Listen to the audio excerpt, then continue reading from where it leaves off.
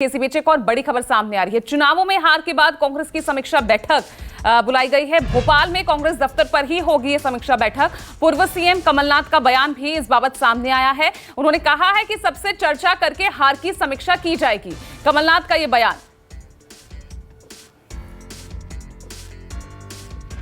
सबसे चर्चा कर रहे हैं, सब हमने उम्मीदवारों को बुलाया है, हारे हुए जीते हुए, उनसे चर्चा करके उनकी बात सुन के तब हम इसका एनालिसिस करेंगे। आपके नेता प्रतिपक्ष ईवीएम की बात कर रहे हैं कि ईवीएम है कोई, आपको भी लगता है क्या?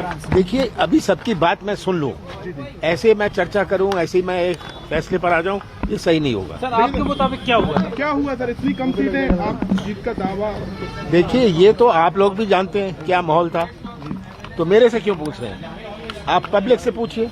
मुझे अभी कुछ विधायक मिले सुबह, कहते मेरे अपने गांव में मुझे 50 वोट मिले। ये और चले मेरे सहयोगी भोपाल से सीधा जुड़ रहे हैं विपिन श्रीवास्तव। विपिन, यहां पर एक बार फिर कहीं ना कहीं इल्जाम लगाते हुए नजर आ रहे हैं, आरोप मढ़ते नजर आ रहे हैं कमलनाथ। जिस तरह से अपने एक विधायक का जिक्र कर रहे हैं कि उनका एक विधायक ही ये बात कह रहा है कि उसको अपने गांव में ही 50 से भी कम वोट मिले, तो कहीं ना कहीं ये हार पर समीक्षा होगी या फिर से ठीकरा ही फोड़ा जाएगा?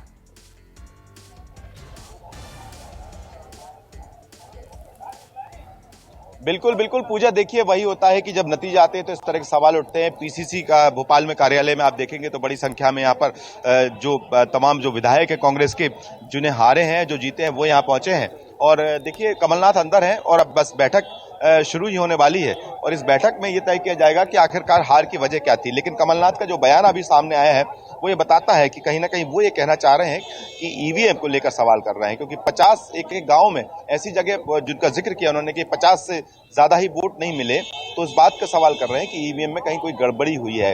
एग्जिट पोल को लेकर भी उनका बयान सामने आया है। देखिए, बड़ी संख्या में यहाँ पर विधायक भी पहुंच रहे हैं और देखिए, इस बैठक के कई मायने भी हो सकते हैं, क्योंकि इस बात का चिंतन करना बेहद जरूरी है कांग्रेस को कि आखिरकार हार की वजह क्या है। क्योंकि इसके बाद अब जो उत्साह था कहीं ना कहीं कांग्रेस का, वो कम होता नजर आएगा, क्योंकि कांग्रेस में जिस ताकत के साथ चुनाव लड़ा था और जिस उम्मीद के साथ, वो उम्मीद यहाँ पर उतनी साफ नजर नहीं आ रही है। और उस उम्मीद पर जब पानी फिरता है तो अब ये देखना होगा कि अगले जब चुनाव होंगे तब तक कांग्रेस अपने आप को कितना इस दमखम के साथ रह पाती है। क्योंकि कमलनाथ ने इस पूरी कमान संभाली थी। पिछले विधानसभा चुनाव के जो नतीजे आए थे उसमें कमलनाथ ने मजबूती के साथ कांग्रेस को खड़ा किया था। लेकिन इस बार के नतीजे, इस बार में जो सीटों पर हुई हार हुई है, जो 66 सीटें कांग्रेस ने जीती हैं, वो सिमट कर 114 से 66 पर जब पहुंची है तो उसके नतीजे इस तरह से सामने आते हैं तो उसका असर भी यहाँ पर देखने को मिल सकता है।